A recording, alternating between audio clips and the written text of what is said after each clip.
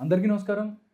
ఆ కపుల్‌ని ఎన్నిసార్లు టీవీలో చూసినా మరొక్కసారి చూడాలనుకుంటారు.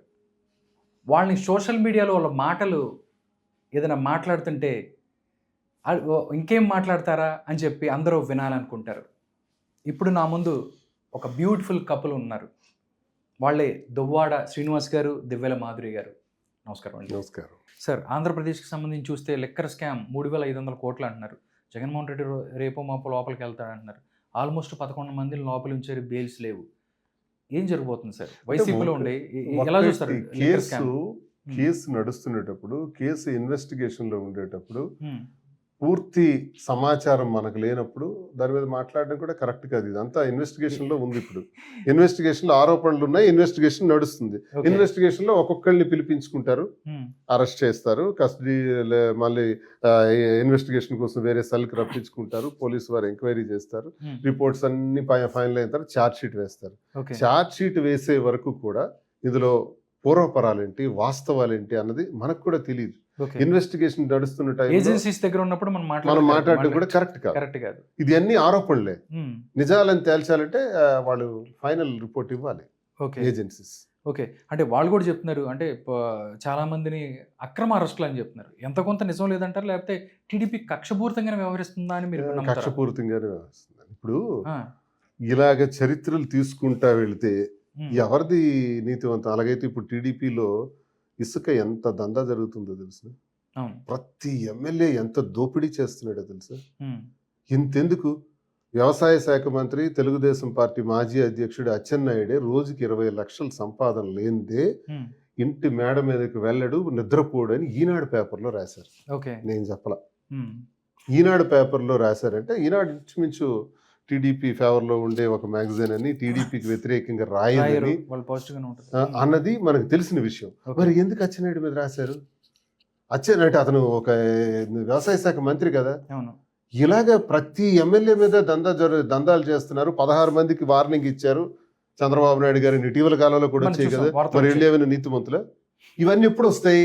రేపు అపోజిషన్లోకి వస్తే వస్తాయి. అపోజిషన్‌కి వస్తే మొత్తం ఇంతకన్నా ఎక్కువ మొత్తం వస్తాయి. చిట్టా పద్ధతులతో సహా వచ్చేస్తాయి. అవి- సో ఇది నేరం అని అనలేము, అది నేరం చేసేసారని అనలేము. హ్మ్. నేరారోపణలు మాత్రమే జరుగుతున్నాయి. హ్మ్. అది రుజువైన తర్వాత దేని గురించైనా మాట్లాడగలం కానీ. ఓకే. సో ఇది వైసీపీ అనే అంటగట్టడం కాదు, టీడీపీ అనే కూటమి అని చెప్పడం కాదు. కూటమిలో కూడా చాలా అక్రమాలు జరుగుతున్నాయి. ఈ సంవత్సరంన్నర కాలంలో హ్మ్. అక్రమ అరెస్టులు సాధించటాలు తప్ప ఇంకా పరిపాలన గాడిలో పడినట్టు నేను మీరు అనుకుంటున్నాను.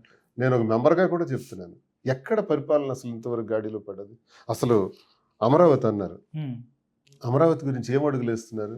అప్పుడున్న ల్యాండ్ జాగా కాకుండా మరో 45,000 ఎకరాలు అంటారు. రెండోసారి ల్యాండ్ పూలింగ్. ఎందుకు? ఇక్కడ తెలంగాణలో చూస్తే 1,600 కోట్లతో ఇమీడియట్ గా కట్టిపడేసినారు. బ్రహ్మాండంగా ఉంది కదా. సెక్రటేరియట్ చూస్తుంటే చూడముచ్చటగా ఉంది కదా.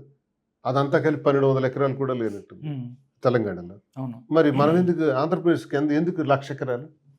దేనికోసం 1,00,000 ఎకరాలు? చుట్టూ పెద్ద మెగా సిటీ ఈరోజు హైదరాబాద్ లాంటి ఒక ప్రపంచ స్థాయి కలిగినటువంటి పట్టణంలో హ్మ్. బ్రహ్మాండంగా సచివాలయం కట్టారు. అన్న టైంలో కట్టిపడేసింది. ఇప్పుడు ఆంధ్రప్రదేశ్లో ఎన్ని సంవత్సరాలు కావాలి? ఆల్రెడీ విడిపోయి 15 సంవత్సరాలు అయిపోతుంది. మరి ఎప్పుడు కడతాం? దీనికి 1,00,000 ఎకరాలు ఎందుకు? హ్మ్. ఏంటి కథ?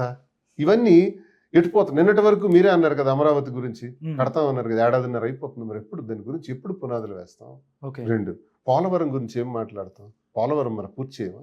ఈరోజు ఆంధ్రప్రదేశ్కి వచ్చిన అదృష్టం మళ్ళీ చరిత్రలో రాదని నేను అనుకుంటున్నాను. ఎందుకంటే సెంట్రల్ నుంచి సెంట్రల్ గవర్నమెంట్ ఆధారపడింది. చేస్తుంది. మోదీ లాంటి వ్యక్తి 2 సార్లు వచ్చాడు. అవును. 6 నెలల్లో అతను తర్వాత నెక్స్ట్ ఇయర్ మళ్ళీ పరిస్థితి ఎలా ఉంటుందో కూడా చెప్పలేము మనం. అంత స్ట్రాంగ్ పర్సన్ అవును. 2 times వచ్చారంటే ఆయన ఎందుకు కన్విన్స్ చేయలేకపోతున్నాం? ఓకే. నిన్నటి వరకు స్టీల్ ప్లాంట్ గురించి మాట్లాడిన ఈ కూటమి ప్రభుత్వం, స్టీల్ ప్లాంట్ అంటే తెలుగువారి ఆత్మగౌరవం. అవును.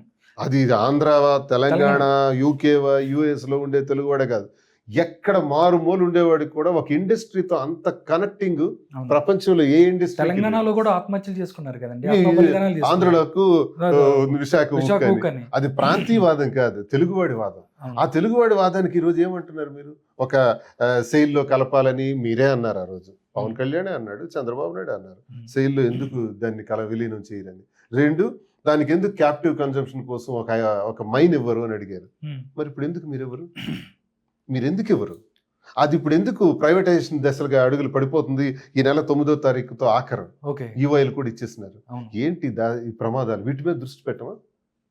ఎక్కడ గాడిలో పడింది చెప్పండి? అంత పెద్ద స్థాయి గల ప్రధానమంత్రి గారు, మోదీ గారి తాలూకు సహాయ సహకారాలు ఈ రాష్ట్రానికి పుష్కలంగా ఉన్నందుకు పోలవరాన్ని, ఈ విశాఖ ఉక్కుని ఎందుకు కన్విన్స్ చేయరు? జగన్మోహన్ రెడ్డి గారు మధ్య చెడు అడిగారు, ఓపెన్గా పబ్లిక్లో అడిగారు మోదీ గారికి. మరి కనీసం మీరు అడుగుతున్నారో లేదో కూడా మాకు తెలియట్లేదు. జగన్మోహన్ రెడ్డి గారు అడిగారని మనం చూసాం, మీరు అడిగారో లేదో కూడా మాకు తెలియదు. మాట్లాడరు, కన్విన్స్ చేయరు, ఇప్పుడు మాట మార్చేస్తున్నారు. పవన్ కళ్యాణ్ నిన్న 2-3 సుగాలి ప్రీతి దగ్గర నుంచి ఈ విశాఖ ఉక్కు వరకు చూసుకుంటే అన్ని మాటలు రివర్స్ చేసేసినాడు. అవును. సుగాలి ప్రీతి గురించి నేనే మాట్లాడాను అంటాడు. 2017 కేసు అది. 2017లోనే 302 సెక్షన్ ఉంటే దాన్ని 306 అప్పుడే ఆల్టర్నేట్ అయిపోయింది. అప్పుడు మాట్లాడలే.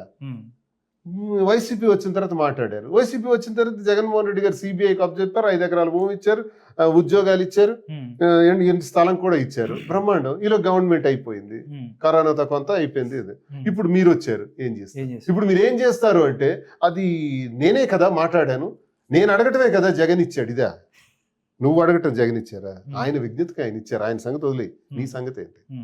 ఇప్పుడు ఆ ఫ్యామిలీ నేను అడగట్లే మాటలు, ఆవిడే అడుగుతున్నారు. ఆయన ఏం చెప్తున్నారు? సుగాలి ప్రీతి తల్లి అడుగుతున్నారు. అంటే ఆమెకి ఏం సమాధానం చెప్తారు? అంటే ఆయన ఏం చెప్తున్నాడు అంటే, నేను ఇల్లు అక్కడ సాక్ష్యాధారాలు మార్చడానికి రిపోర్ట్స్ ఏదో. మరి నువ్వు అదే ఎందుకు, మరి ఎందుకు అంతర్చావు? మరి వైసీపీ టైంలో అంతర్చావు ఎందుకు? ఎందుకంటే మీరు ఎలా రియాక్ట్ అవుతారు మేడం సుగాలి ప్రీతి కేసు? ప్రతిపక్షంలో ఉన్నప్పుడు అందరూ మాట్లాడతారు, అధికారంలో ఉన్నప్పుడు నిజమైన న్యాయం జరిగితేనే కదా నాయకుడు. ప్రతిపక్షంలో ఉన్నప్పుడు మాటలు ఇవ్వడానికి ఏముంది? వాగ్దానాలు అందరూ ఇచ్చేస్తారు. చూడండి, ఈ అధికారం వెరీ వెరీ టెంపరీ. జస్ట్ అప్పుడే 1.5 years అయిపోయింది. ఇలా తెరబడితే మళ్ళీ రోడ్డు మీదకి వచ్చేస్తారు.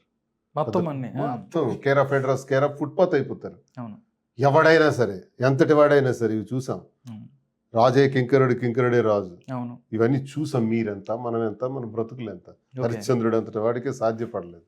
కాబట్టి ఉన్న అధికారంలో ఉన్న సమయంలో ఏం చేస్తున్నాం అన్నది విజ్ఞత ఉండాలి, క్యారెక్టర్ ఉండాలి, మాట్లాడే మీ మాటకే విలువ ఉండాలి.